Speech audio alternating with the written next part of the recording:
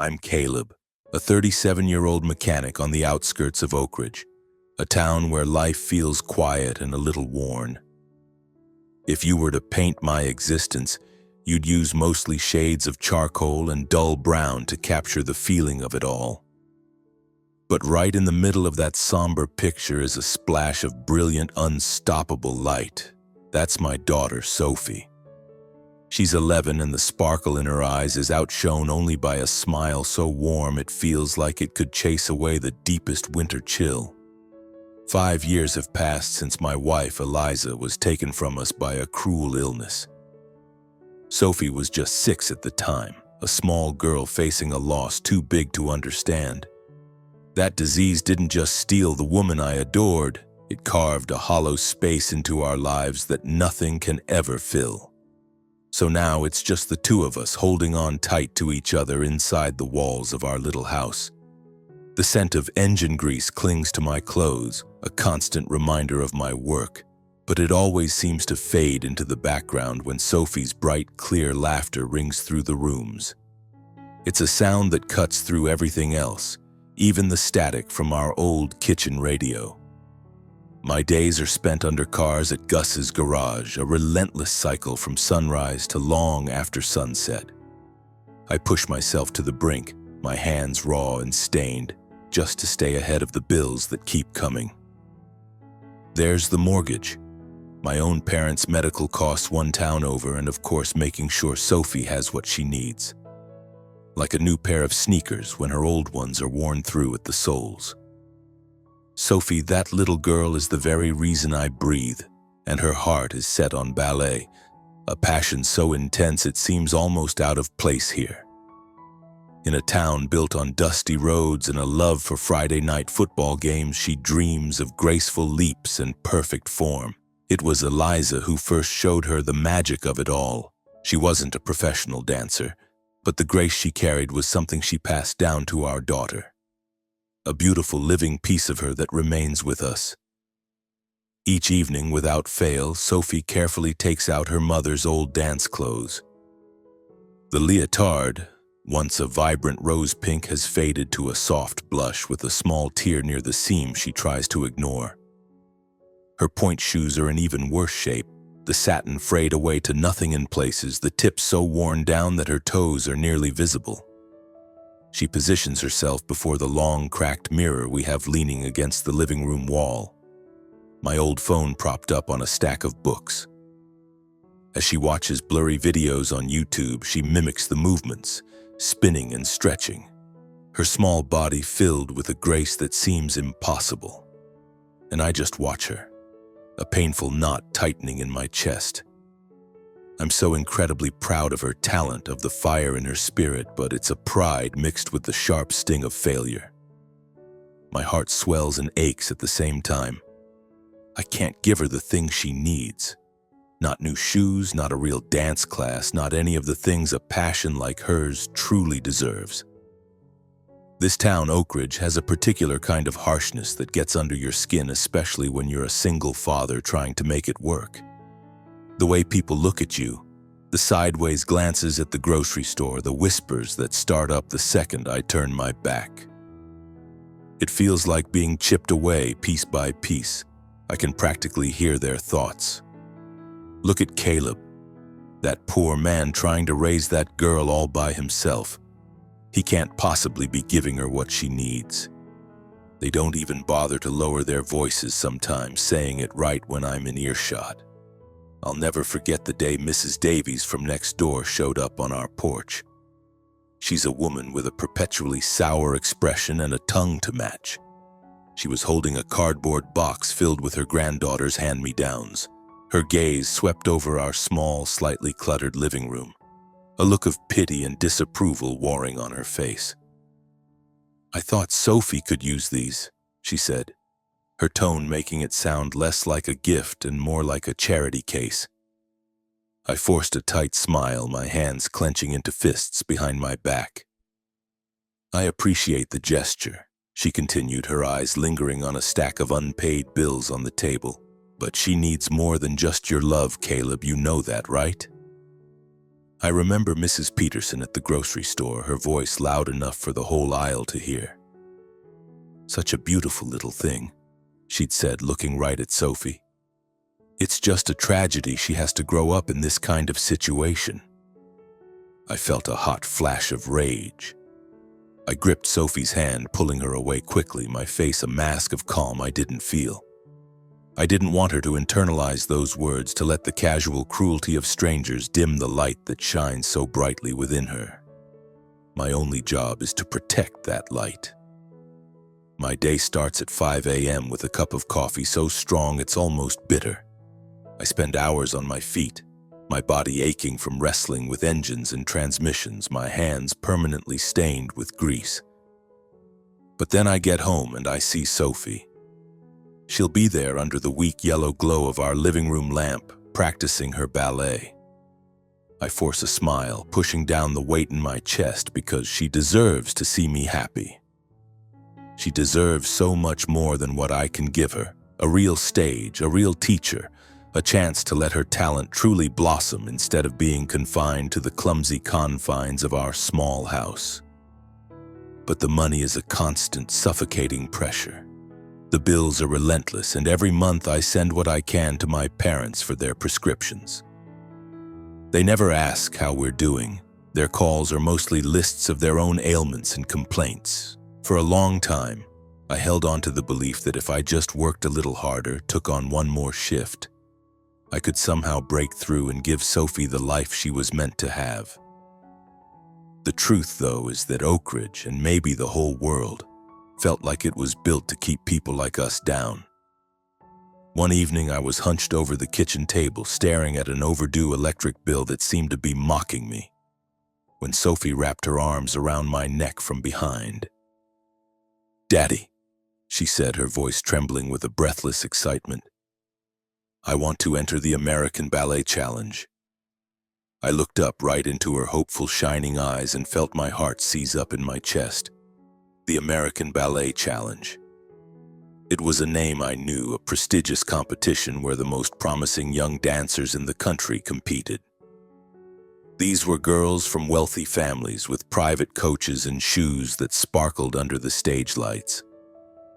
How could my Sophie, with her worn-out leotard and cracked mirror, ever hope to stand on that stage? How could I, a mechanic with barely enough cash to last the week, possibly make that happen? But looking at that smile, the pure, undiluted hope on her face, I couldn't crush it. I just couldn't. "Okay, sweetie," I heard myself say, the words coming out before I could stop them. My own voice sounded hollow, but I hoped she didn't notice. "We'll figure it out. I'll find a way." Later that night, long after Sophie was asleep, I sat alone in the living room, the darkness pressing in on me. My eyes were fixed on that tattered pink leotard draped carefully over the back of a chair, waiting for morning. How was I going to keep my promise? I knew that for Sophie to have even a sliver of a chance, I needed a genuine miracle. And then, it seemed like one had arrived, or at least I let myself believe it had. The news came in a phone call. My parents, who had barely given us a second thought in years, had won over $200,000 in the state lottery. I can still picture it perfectly. Standing in the garage, the phone pressed to my ear, listening to my mother's voice. It was giddy, filled with the kind of breathless excitement I'd never heard from her in my entire life. "Caleb, you need to bring Sophie over for dinner this weekend," she'd chirped, a complete departure from her usual calls, which were always clipped and focused on her latest health complaint or a brief, obligatory question about our well-being. The sudden invitation caught me off guard, but I couldn't stop a little flame of hope from igniting inside me. Maybe this was it. Maybe my parents, who had always been so distant, were finally ready to bridge the gap between us. When I told Sophie, her face lit up. Her brown eyes, so much like her mother's, were sparkling. "Daddy, can I wear the blue dress Mom bought me for my birthday?" she asked, her voice full of pure, uncomplicated joy. I nodded, forcing a smile. I tried to keep my own expectations in check, telling myself not to hope for too much. Even if it was just a simple family dinner, seeing Sophie that happy was more than enough for me. That Saturday, Sophie and I boarded a bus for the 2-hour trip to the next town over. The bus rattled and swayed, carrying us toward the old wooden house where I'd spent my childhood. The moment we stepped through the door, I felt a jolt of disbelief. The house was unrecognizable. Shimmering gold ribbons were draped over the doorways, and the dining room table, usually covered in old newspapers, was now draped in a crisp white tablecloth. It was groaning under the weight of food I'd never seen on that table in my life. A huge roasted chicken, a mountain of creamy mashed potatoes swimming in buttery gravy, baskets of warm bread, and a platter of pastries that glittered with vanilla frosting. The room was packed. Neighbors I hadn't seen in years were crowded together, laughing and talking at the top of their lungs, raising glasses in toasts as if it were New Year's Eve. Sophie, wearing her blue dress, which was now just a little too short at the sleeves, clutched my hand tightly, her eyes wide with wonder as she soaked in the festive chaos. "Daddy, Grandma, and Grandpa's house is so beautiful," she whispered up at me. I just reached down and ruffled her hair, trying to mask the profound sense of unease that was settling over me. I felt like a stranger in my own parents' home. Right in the middle of all the noise, my father stood up. He tapped a spoon against a wine glass. I'd never seen him drink wine before in my life.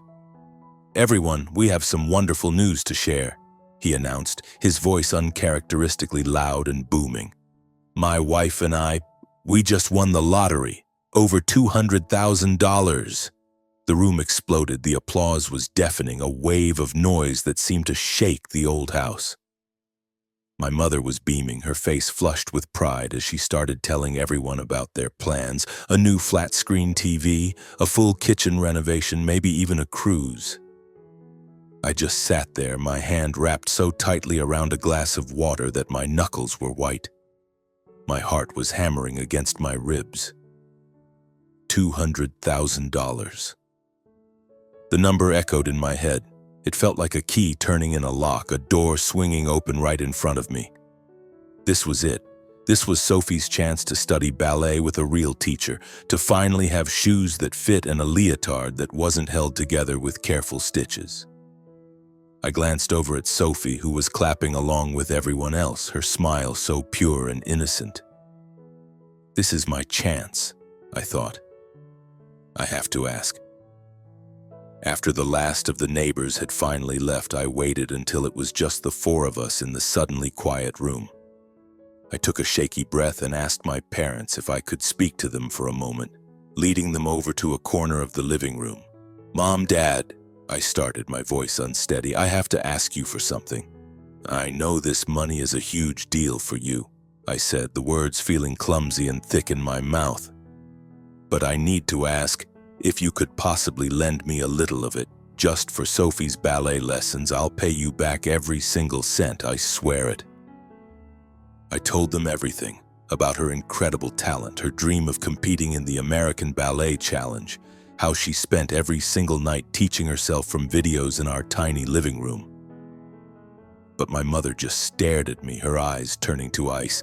She cut me off before I could finish. "Caleb, don't be ridiculous," she snapped. "This money is for your father and me. It's for our retirement. We aren't wasting it on some silly little girl's ballet fantasy."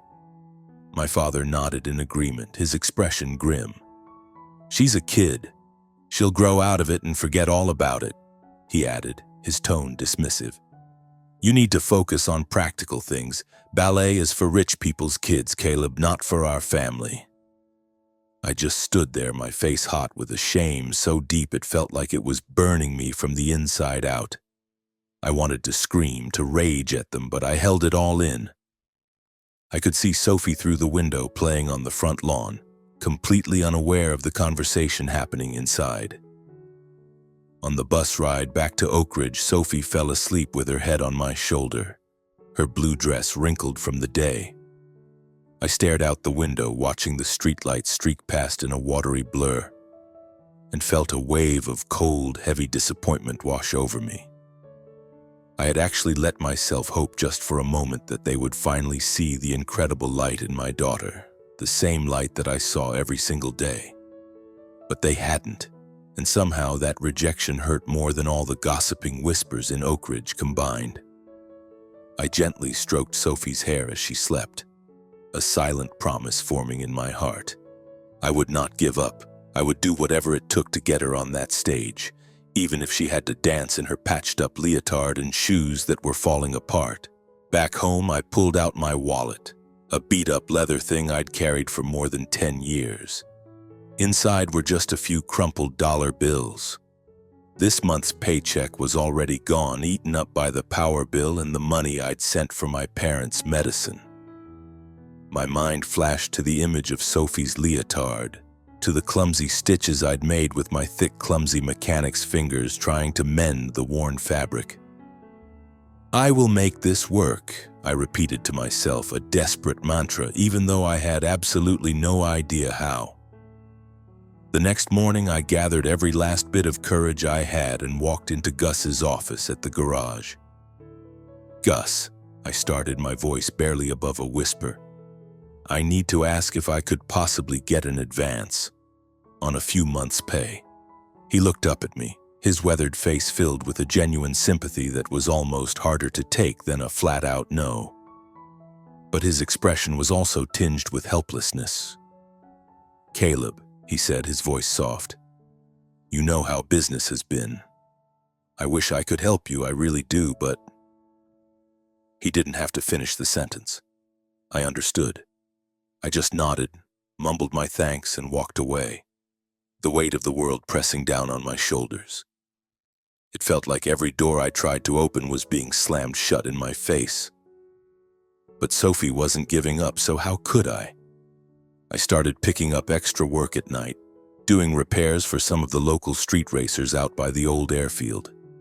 It was risky, unstable work, but it paid in cash, right then and there. Every single dollar I made went into an old coffee can I kept hidden in the back of my closet. I was going to get Sophie to that competition one way or another. Through it all, Sophie herself remained as bright and steady as the sunrise.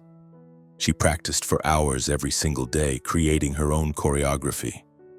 It was a dance, she explained to me, that was built from memories of her mother. "Daddy, I want this dance to be for Mom," she said, her voice quiet but filled with a fierce resolve. It's about how she never stopped smiling, even when things were really hard. I looked at my daughter, my heart a painful mix of overwhelming pride and a deep, aching sadness. That night, I sat under the weak glow of the living room lamp with a needle and thread, carefully mending the tears in her leotard. My hands, so used to the heft of a wrench, were clumsy with the delicate work. I pricked my fingers more than once, small drops of blood welling up.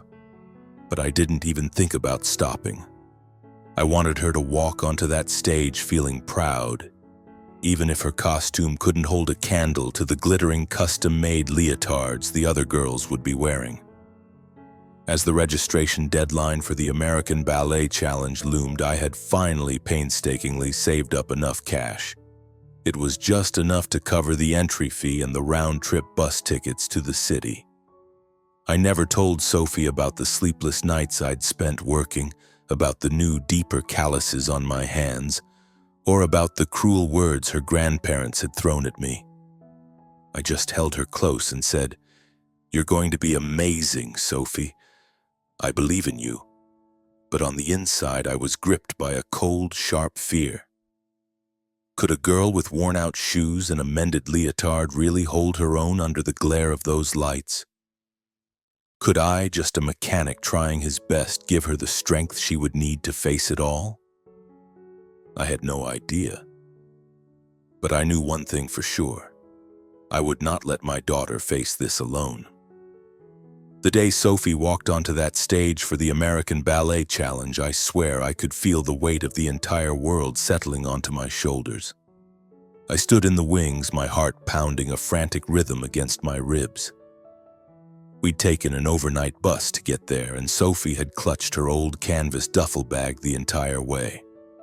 Inside was her carefully folded leotard and the point shoes that were so frayed the pink satin had worn away completely in spots. She sat next to me, her eyes bright with anticipation, silently going over the steps of her dance in her head. She seemed completely oblivious to the kind of scrutiny that was waiting for her just beyond the bus station doors. I, however, knew exactly what we were about to face. We were stepping into a world where we didn't belong. A world of $1,000 costumes, brand new satin shoes, and girls who had been sculpted by the best dance teachers money could buy. But then Sophie squeezed my hand and looked up at me. "Daddy, I'm not even scared," she said, her voice steady. All I could do was nod, even though my own heart was hammering so hard I thought it might break right through my ribs. The lobby of the performance hall was a sea of people. It was overwhelming. Parents dressed in expensive suits and designer dresses drifted past us, clutching coffee cups from fancy cafes and casually dropping the names of prestigious schools like Juilliard and the Royal Ballet Academy. I saw their eyes flick over to us, taking in my worn work jacket and Sophie's simple dress. Their gazes lingered for a moment before they turned away, their expressions a mixture of pity and dismissal. It was a look I knew all too well. I felt a familiar hot flush of shame and anger, but I pushed it down, pulling Sophie a little closer to my side. I wouldn't let them see how much it stung. Sophie, in her faded coat and scuffed sneakers, looked completely out of place, like a little brown sparrow that had accidentally wandered into a flock of elegant white swans. I guided her toward the dressing rooms, a chaotic whirlwind of motion and noise. The other girls were all preening in front of brightly lit mirrors, their costumes sparkling under the lights, each one a confection of rhinestones and glittering sequins. And then there was Sophie's leotard, the faded pink hand-me-down from her mother. Next to all this opulence, it looked like something you'd find in a dusty corner of a second-hand shop. I saw the other girls staring. They would glance at Sophie, then lean in to whisper to each other, their faces breaking into little smirks. One of the mothers, a severe-looking woman with her hair pulled back in a tight bun and pearls gleaming at her ears, walked past us. She didn't even try to lower her voice. "My goodness," she sniffed. "What is she wearing? That thing looks like it's from another era." My hand tightened on Sophie's shoulder, a primal urge to protect her from their casual cruelty rising up in me. But Sophie just kept her chin up, her focus entirely on the performance ahead. It was like she was surrounded by a bubble of concentration that their disdain couldn't penetrate. Right before it was her turn, I knelt down in front of her. "I'll be right out there in the back row watching the whole time," I told her, my voice thick with emotion. "Just dance for yourself and for your mom. Nothing else matters. If you get up there and you feel scared or uncomfortable for even a second, you just run right off that stage and come find me, okay?" The competition began.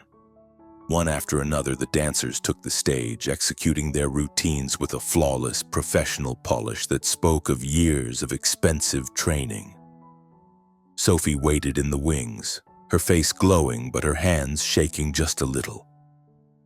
When they finally called her name, she walked into the spotlight. Under the glare of the stage lights, her mended leotard seemed even more conspicuous.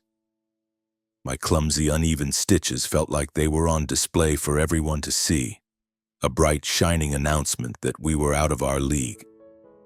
I sat hunched in my seat in the last row, my hands clutching the program so tightly the paper was starting to tear. I could hear the whispers rippling through the audience around me. "Where on earth did that one come from?" a woman's voice hissed from a few seats over. "Look at her costume," someone else snickered. "Her mother must have sewn it herself." "This is the American Ballet Challenge," another man muttered, "not a school talent show." Every single word was a fresh cut, a sharp, painful jab.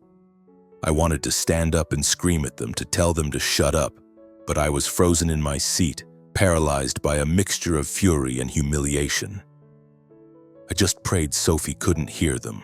I wanted to leap to my feet, to turn around and shout at their smug, judgmental faces that this was my daughter up there, and that she had more heart and talent in her little finger than they could ever comprehend. But I stayed put. This was Sophie's stage, her moment. It wasn't about me. And then the music began. It was a soft, simple piano melody that Sophie had picked out herself. She told me it reminded her of Eliza. The moment Sophie started to move, the entire world around me just melted away. She spun, she leaped, she rose up on the tips of her worn-out shoes, her thin arms stretching toward the lights as if she were about to take flight. Her technique wasn't as flawless as the other girls. You could see the slight imperfections, the lack of professional polish. But her dance had something none of theirs did. It had a soul. Every single movement told a story. It was the story of Eliza, of our life, of all the hard days and the small joys of a little girl's unbreakable love for the mother she'd lost. My eyes started to burn, but not with sadness. It was pure, overwhelming pride. Sophie wasn't just dancing. She was pouring every ounce of her life, her love, and her loss into those 3 minutes on stage. But the audience didn't see what I saw. When the music faded and Sophie took her final bow, the applause was thin and scattered. Worse, it was punctuated by the sound of muffled laughter. I saw a group of girls in the front row covering their mouths, their shoulders shaking with giggles. The judges, their faces blank and unreadable, made a few quick notes on their clipboards and then called for the next competitor. There was no kindness in their expressions, no acknowledgement of the heart she had just laid bare on that stage. It was a cold, clinical dismissal. I overheard one of the parents near me say, loud enough for half the row to hear, "Self-choreographed? What a joke!" My hands clenched into fists, my fingernails digging so hard into my palms I thought I might draw blood. I was fighting a losing battle to keep my rage from spilling over. A moment later, Sophie came running off the stage and threw her arms around my waist, her face flushed and triumphant. "Daddy, I did it!" she gasped, her voice full of breathless pride.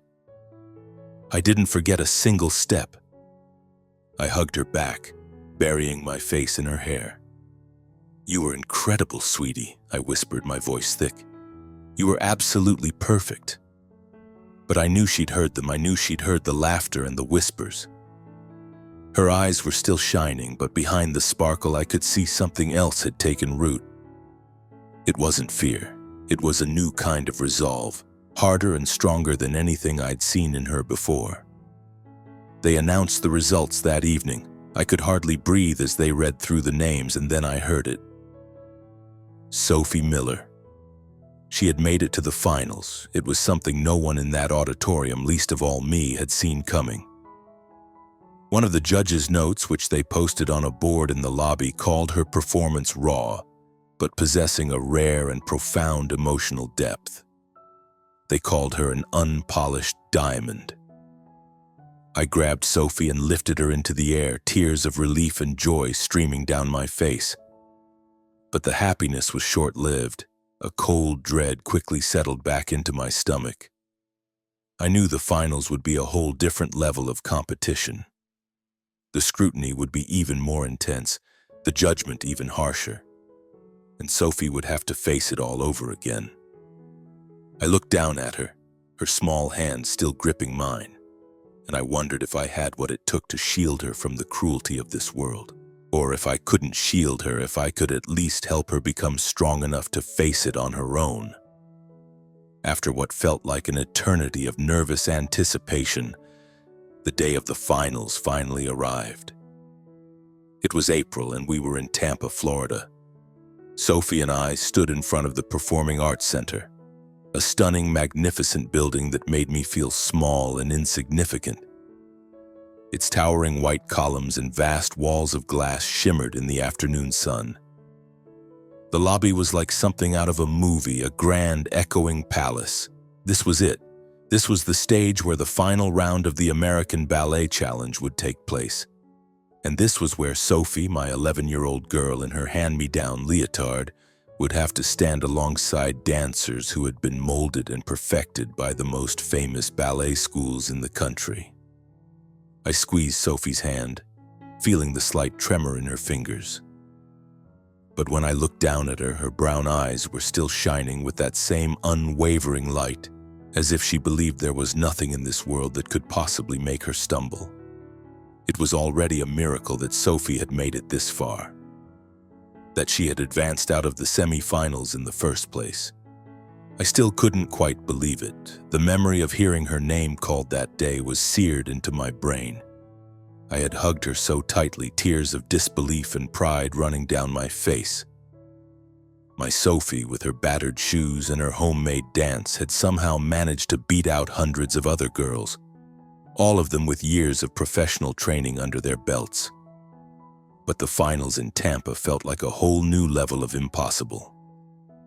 Her competitors now were the best of the best, girls with perfect form, coached by world-renowned instructors, dressed in costumes that probably cost more than my car.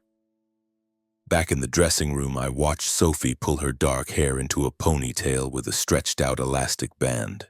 Her faded pink leotard, with my awkward, uneven stitches still visible, looked so fragile and out of place. I opened my mouth to say something, anything to encourage her, but the words got stuck in my throat. Then she turned to me, a smile breaking across her face that was as bright and warm as the spring sunshine outside. "Daddy," she said, her voice full of confidence, "I'm just going to go out there and dance with everything I have." All I could do was nod and pull her into another hug, trying my best to hide the fear that was eating away at my insides. The stage itself was breathtaking, a vast expanse of polished wood under a galaxy of dazzling lights. The rows of seats seemed to stretch on forever into the darkness. I found my seat way in the back, clutching a new program, and listened to the same condescending whispers start up all over again. "Oh, look, it's that girl in the raggedy costume again," a woman murmured from the row behind me. "It's like she's doing it on purpose for attention or something," another one added with a snide little laugh.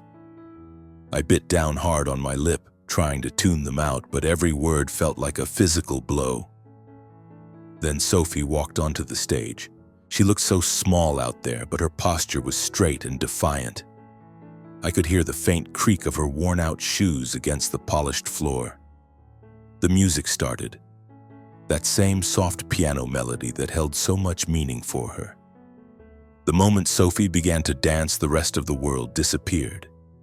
Her performance wasn't just a series of steps, it was a story unfolding. Every turn, every leap, every graceful extension of her arms was a memory of Eliza brought to life. It was a story about our life, about the struggles in Oak Ridge, about a daughter's fierce, unending love for her mother. She didn't have the perfect, razor-sharp technique of the other finalists. Her movements weren't as polished or precise. But she had something they didn't. She had a soul that she was bearing for everyone to see. And then I noticed a change. The whispers died down. The audience grew still. Here and there I saw people leaning forward in their seats. A woman a few rows ahead of me discreetly wiped at her eyes with a tissue. Sophie finished her dance with one final poignant pose, her arms spread wide as if she were trying to embrace the entire theater. I jumped to my feet, clapping so hard my palms burned, my cheers echoing in the vast, quiet space. But the applause from the rest of the audience was polite at best, thin and hesitant. It was mixed with more of those cold, dismissive stares. "Well, it certainly had emotion," the woman behind me commented to her companion, shaking her head.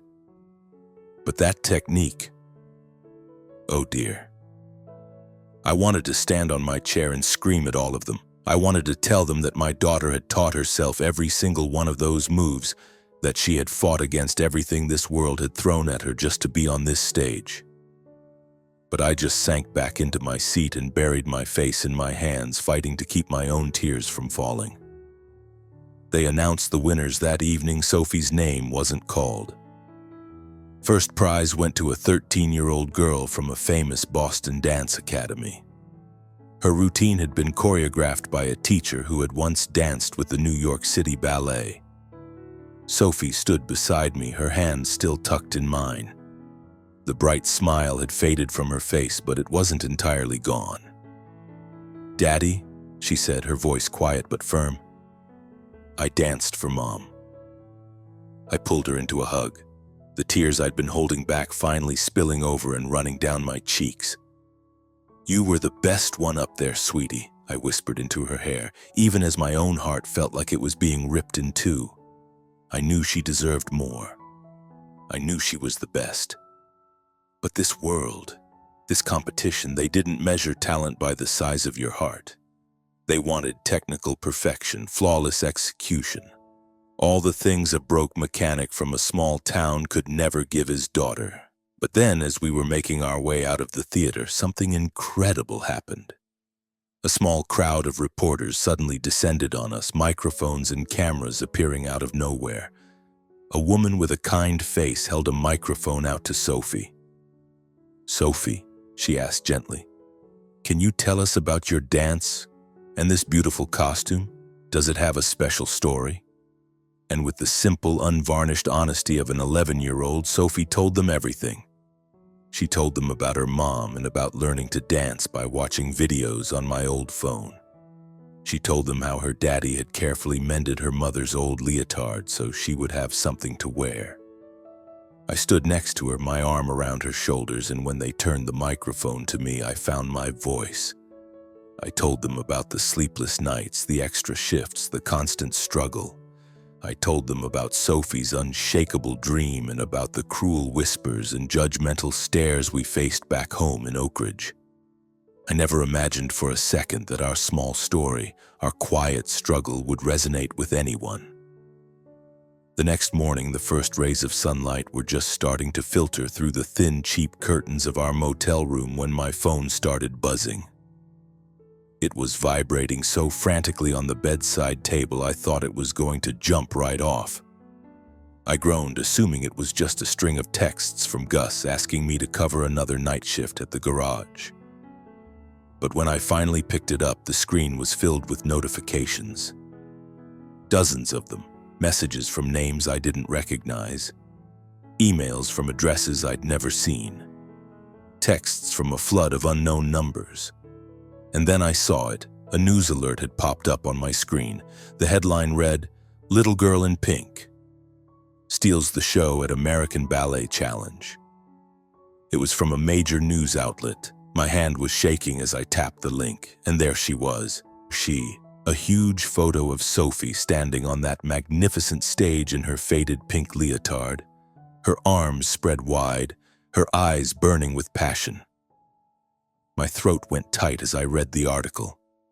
It told her whole story, how she'd taught herself to dance with online videos, how she was wearing her late mother's mended leotard, and all about me, the mechanic father who had worked day and night to get her there. "Sophie," I said, my voice cracking. She was sitting on the edge of her bed watching a recording of her performance on my phone. "Sophie, you have to see this. Sweetie, you need to look at this," I said, my voice trembling. She hopped off the bed and ran over, her dark hair still a sleepy tangle around her face. I handed her the phone. She read the headline out loud, her voice full of wonder. "Little Girl in Pink. Daddy, they wrote about me." She scrolled through the article, her brown eyes growing wider with every word. Then she suddenly threw her arms around my neck, hugging me so tight I could barely breathe. "Daddy," she whispered into my shoulder, "they said you're a hero. They said I made people cry." She let out a little laugh, but I could see the tears shining in her eyes. They weren't tears of sadness, though. It was something else, something bigger. It was the look of a little girl who had just realized that the world could actually see her after all. My hands were still shaking as I opened up my social media app. My heart almost stopped. Thousands of people were posting about Sophie using a hashtag, Tampa Ballot Girl, that was apparently spreading like a brush fire. I scrolled through the posts, my vision blurring. One person had written, "This little girl is living proof that real talent doesn't come from money or fancy schools." Another had shared a link to the article with the comment, "Her dad is the real MVP here, a father who would do anything to make his daughter's dream come true." My phone started ringing then. It was a number I didn't recognize from a New York area code. I hesitated for a second before answering. "Hello?" I said, my voice raspy. "Am I speaking with Caleb Miller?" a woman's voice asked. It was crisp and professional. "My name is Catherine Pierce. I'm the artistic director of the American Ballet Theater's Jacqueline Kennedy Onassis School. I saw your daughter's performance last night, Mr. Miller. And I was absolutely captivated. There were even grainy videos that people in the audience had taken showing clips of Sophie's dance. The comments underneath were filled with things like, "I was there. I was bawling my eyes out watching her perform." My own eyes stung as I read post after post. It wasn't just the praise that got to me, it was the feeling, for the very first time, that the world was finally seeing my daughter for who she was. They were seeing her with admiration, not with pity or judgment. Then the phone rang again. It was another number I didn't recognize. A woman's kind, gentle voice introduced herself as a representative from a local Tampa charity. She said they had read our story in the paper and had been incredibly moved. They wanted to offer Sophie a full sponsorship. "We want to make sure she has the chance to train professionally," the woman said, "whatever she needs." I sank down onto the edge of the motel bed, my hand shaking so badly I could barely hold the phone. "Thank you," I managed to choke out, completely at a loss for words. But that was only the beginning. A few days after that, someone started an online fundraising page for her. It was called Sophie's Dream Fund. I watched in a state of total shock as the donations started pouring in. $10,000, then $50,000, then it jumped to $200,000. Within 3 weeks, the total had climbed to an unbelievable $950,000. I would log into my bank account and just stare at the number, watching it grow, feeling like I was trapped in the most vivid, impossible dream. It couldn't be real. But it was. I was sitting back in our tiny living room in Oak Ridge, staring at the numbers on my phone screen when I finally broke down. For the first time in years, I cried. Not from sadness or frustration, but from a wave of relief so powerful it felt like a physical weight had been lifted off my chest. Sophie was in her usual spot, practicing under the dim yellow light of the floor lamp, the soft creak of her old shoes, a familiar rhythm in our quiet house. "Sweetie, can you come here for a second?" I called out, trying to keep my voice from shaking. She ran over, her forehead glistening with sweat, her cheeks flushed from the exertion. I turned the phone screen toward her and tried to explain what had happened, that people from all over the world, strangers who had been touched by her story, had all come together to help her. She just stared at the screen, then looked up at me, her mouth hanging open. She was completely speechless. "Daddy, is this for real?" she finally whispered, her voice cracking. "Does this mean I can really go to a real ballet school?" I nodded, pulling her into a hug and holding her tight, feeling the warmth of her small body against my chest. "See, Sophie?" I whispered into her hair. "The whole world is cheering for you. You did something amazing." She hugged me back, her own tears soaking through the thin fabric of my t-shirt, but through the tears she was smiling. It was a smile as bright and brilliant as the Florida sun, a smile so full of hope and joy it felt like all the years of struggle had just melted away in an instant. That night, Sophie and I sat together on our old lumpy sofa, sharing a pizza from the place down the street, a rare luxury for us. She chattered on and on, her words tumbling out in an excited rush.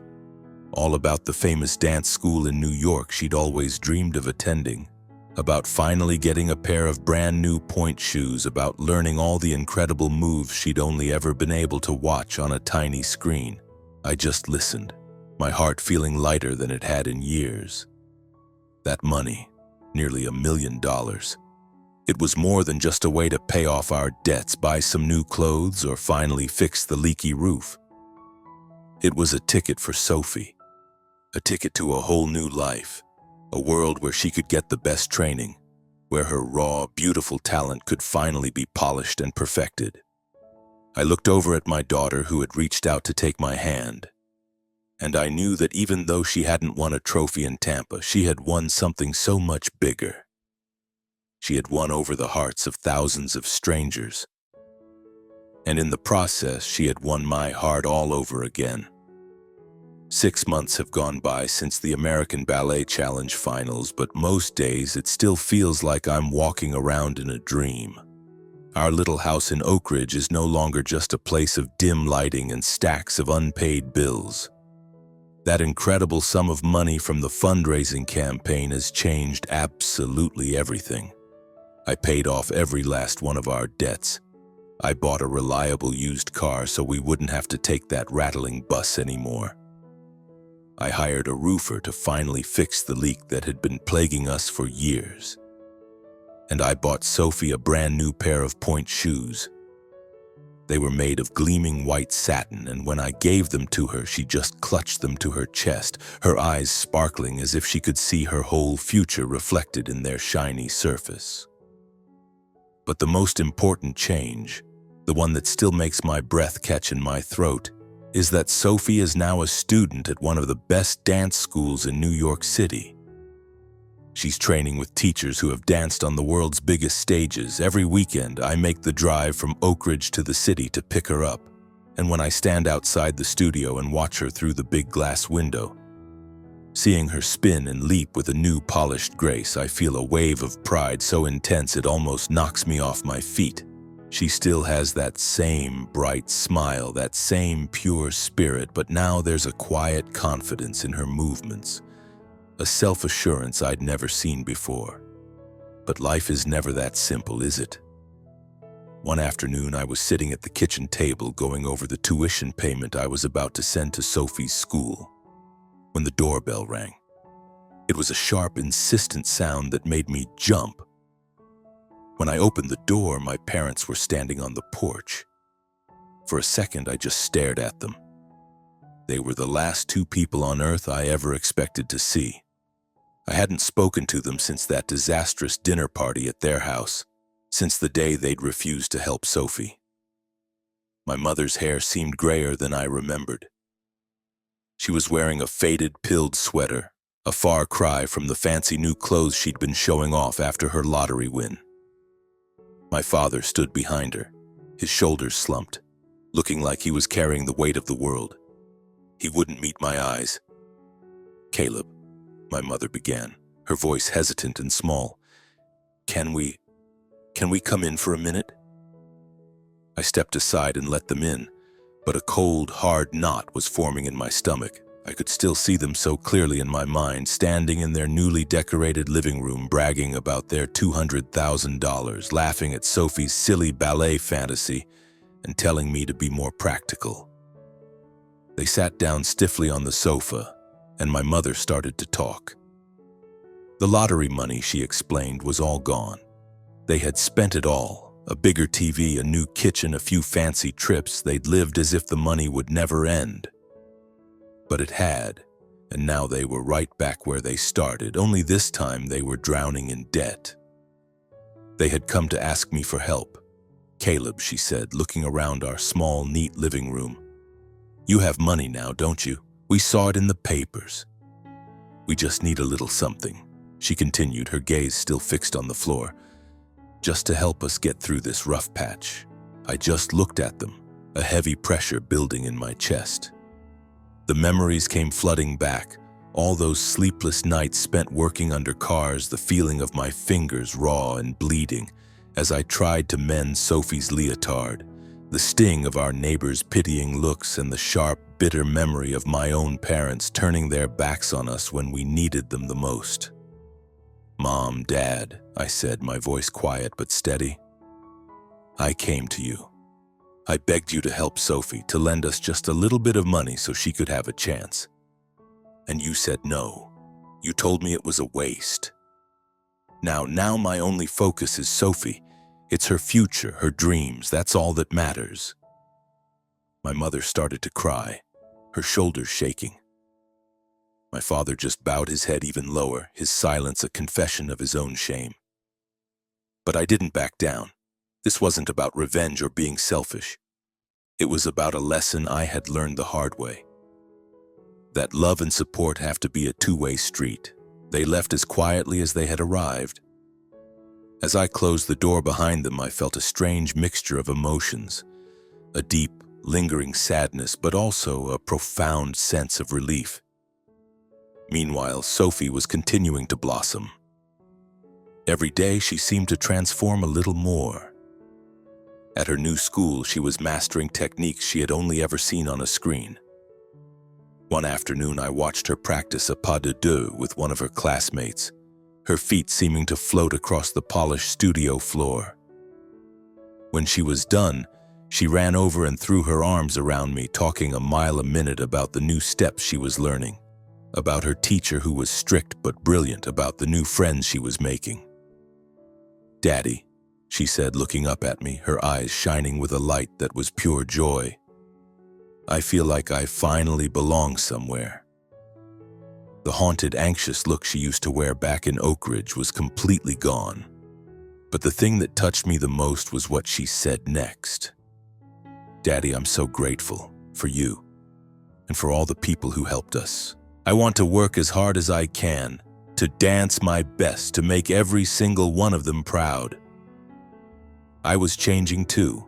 For years, my main goal had been to protect Sophie, to shield her from the cruel words and judgmental stares of the world. I thought that if I just held her close enough, I could keep the harshness at bay. But this whole experience had taught me something new. What Sophie needed wasn't my protection. It was the freedom and the opportunity to shine on her own. I found myself becoming more open, the old simmering anger I used to feel whenever we were in town finally starting to fade. When our neighbors started to look at Sophie with genuine admiration in their eyes. When people would stop me in the grocery store to ask how she was doing, I no longer felt that familiar sting of resentment. I would just smile and tell them all about her school, her classes, her dreams. I was learning that gratitude wasn't just about being thankful for the good things.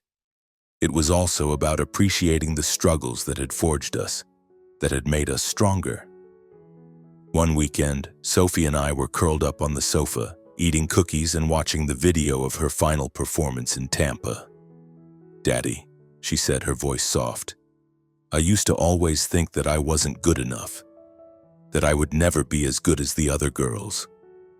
She paused, then looked up at me, her expression serious. "But now I know that's not true. I know that as long as I keep trying my best, I can do anything I set my mind to." I pulled her into a hug, resting my chin on the top of her head, and realized that the most important lesson of this entire journey wasn't just for Sophie. It was for me too. It was a lesson about gratitude, about perseverance, and about the power of never ever giving up on a dream, no matter how many times the world tries to tell you it's impossible. A full year had passed since Sophie first walked onto the stage of the American Ballet Challenge in her mended leotard. Now here I was again, sitting in a plush velvet seat in a grand auditorium in New York City, staring at stage lights so bright they seemed to burn away the rest of the world. But this time, the feeling was completely different. The knot of fear in my stomach had been replaced by a quiet, trembling sense of awe. Sophie was 12 now. She was no longer the little girl struggling to teach herself ballet in our cramped Oak Ridge living room. The nearly $1 million that strangers had so generously given had changed everything. For the last 10 months, She had been a full-time student at one of the most respected dance academies in the country, her natural talent being shaped and polished by the very best. I had been watching her in the bustling dressing room just a few minutes earlier. She was wearing a crisp new white leotard and satin point shoes that gleamed under the vanity lights. Her dark hair was pulled back into a perfect sleek bun. When she turned to me, her smile was as brilliant as ever, but I could see the nervous tremor at the corner of her mouth. "Daddy, my stomach is full of butterflies," she whispered. I reached out and took her hands in mine, feeling how cool they were despite the warm room. "Sophie, look at me," I said, keeping my voice low and steady. "Think about how far you've come. You've already won. Just go out there and dance for your mom. That's all that matters." I squeezed her hands one last time, hoping she could feel every ounce of my belief in her pouring into that simple touch. She nodded, a familiar spark of determination igniting in her brown eyes, and in that instant I knew she was ready. The auditorium was sold out, packed to the rafters with an expectant crowd. There were serious-looking ballet critics with their notebooks open, wealthy patrons in their designer clothes, and nervous parents just like me. This time I wasn't hiding in the back row. I was sitting right in the middle of it all.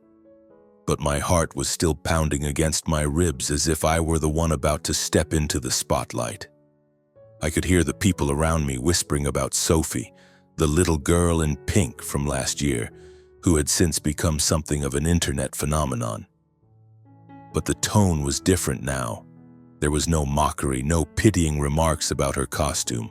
Instead, their voices were filled with a buzzing curiosity, with a palpable sense of anticipation. "I heard she's been training with one of the best schools in the city," one woman murmured to her friend. "I can't wait to see what she can do now," the other replied. I clutched the glossy program in my hands, my knuckles white, trying to breathe through the overwhelming surge of pride and nerves that was rising in my chest. This was it. When the announcer called Sophie's name, a hush fell over the entire theater. She walked onto the stage, her posture confident and poised, her small frame illuminated by a single brilliant spotlight. The music started, a soaring violin concerto she had chosen because, as she'd told me, it made her feel like she was dancing on clouds. This performance was nothing like the one from the year before. The raw, untamed emotion was still there, but now it was channeled through a flawless, breathtaking technique. This was a dance that had been meticulously crafted by her and her teachers, a perfect fusion of technical brilliance and profound feeling. Sophie spun, executing a series of pirouettes so perfect, so effortless. It was as if she had been born on that stage. Her arms moved with a new kind of power, a fluid grace that told the story of her journey. From the dusty roads of Oak Ridge to the glittering lights of this incredible stage. I just sat there, my vision blurring, the faces around me dissolving into a soft haze. The tears that filled my eyes weren't for the struggles we had overcome. They were because in every single movement Sophie made, I saw Eliza. I saw her smile, her strength, her unshakable spirit, her deep and abiding love for the beauty of the dance. It was all there, living and breathing on that stage. When Sophie struck her final pose and took a deep, graceful bow, the theater exploded. This time, the applause wasn't hesitant or scattered. It wasn't laced with whispers and snickers. It was a roar, a thunderous, sustained ovation that seemed to shake the very foundations of the building. I was on my feet before I even realized it. The tears I'd been holding back finally streaming down my face, my own cheers lost in the wave of sound. Sophie's eyes found mine across the crowded theater, and she gave me a smile so radiant it could have lit up the entire city. In that moment, I knew she had done it. She had achieved something no one, least of all me, could have ever imagined. They announced the winners at the end of the night. My heart was in my throat. And then I heard the judge's voice, clear and strong, cut through the silence. And the first place winner is Sophie Miller. I couldn't believe it. I just sat there, stunned as the crowd erupted again. Sophie came running to me, her own face wet with tears, and I pulled her into the tightest hug of my life. "You did it, sweetie," I whispered, my voice choked with emotion. "You did it. I am so, so proud of you." The applause was still ringing in my ears, but for the first time I felt like this world, this glittering, demanding world of ballet, truly belonged to my daughter. The prize was more than just a gleaming gold trophy. It came with a full scholarship to the Royal Ballet School, one of the most famous and respected dance academies on the entire planet. It was her ticket, her chance to truly pursue her dream of becoming a professional ballerina, a dream that just one short year ago had felt like an impossible fantasy. When we got back to Oak Ridge, it was like the whole town had woken up from a long sleep. The same neighbors who used to give us pitying looks and whisper behind our backs now greeted me with genuine, warm smiles. They would stop me on the street to ask about Sophie, and some even brought over homemade cookies and cakes to celebrate her victory. Mrs. Peterson from the grocery store flagged me down one day, her face beaming. "Caleb," she said, putting a hand on my arm, "that daughter of yours is the pride of Oak Ridge." And I just smiled, the last remnants of my old bitterness finally melting away, replaced by a deep and quiet gratitude. I was grateful for this town, for the thousands of strangers who had believed in my daughter, and most of all for Sophie herself, who had taught me that with enough heart and hard work you really can overcome anything. Sophie has started her new life now.